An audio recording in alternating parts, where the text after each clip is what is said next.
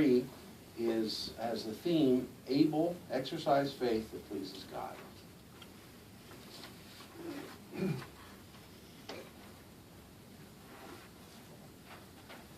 Imagine this scenario. I'm watching the game on Friday night, and I'm staying up very late to watch it because it's really a special thing. And suddenly there's 5 seconds left, and they score. But it's the other team that scores.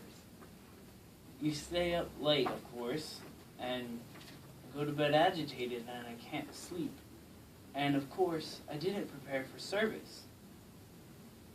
I wake up the next morning and I'm still agitated, thinking about how they could lose. And when I go out in field service, I stumble through the presentation at the first door. And when I leave, I realize what a lame sacrifice that was.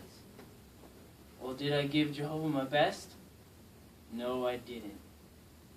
Can we think of a Bible example to help us in this situation? Well, Abel is that example, a man known for his faith that pleased God. Abel gave not a lame sacrifice, not one at all, but one that mattered greatly to God. Let's look at that situation here in Genesis chapter 4 and verses 3 through 5.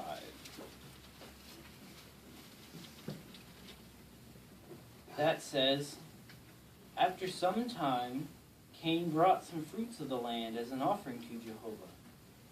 But Abel brought some firstlings of his flock, including their fat. While Jehovah looked with favor on Abel and on his offering, he did not look with any favor on Cain and on his offering. So Cain grew hot with anger and was dejected.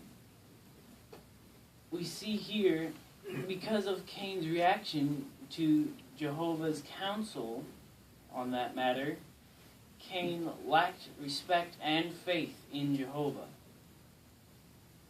It is good to know also that God's approval didn't depend on what was sacrificed.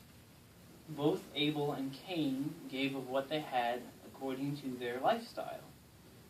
Because Abel was a tender of flocks and Cain was a producer of the fruits of the ground. So they both gave of what they had. Notice here what did influence God's approval, though. Here in Hebrews chapter 11,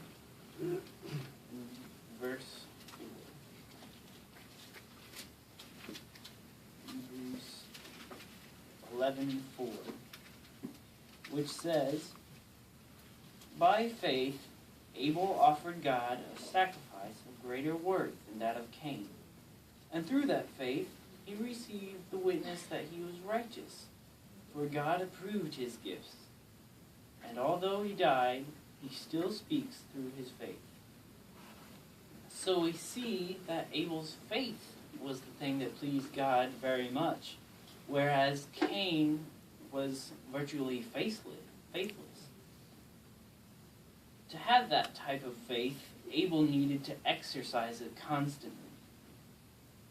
We can imagine Abel wondering about the cherubs that guarded the Garden of Eden and thinking about his relationship with God in the process, instead of the worries of everyday life, such as the welfare of his flocks.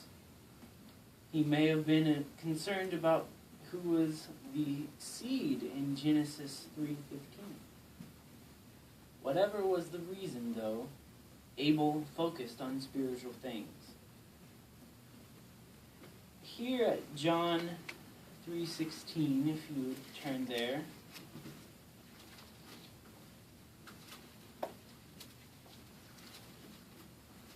at John 3:16, Jesus said, for God loved the world so much that he gave his only begotten Son, so that everyone exercising faith in him might not be destroyed, but have everlasting life. So, let us exercise faith in God And like Abel, we can gain everlasting life through our faith.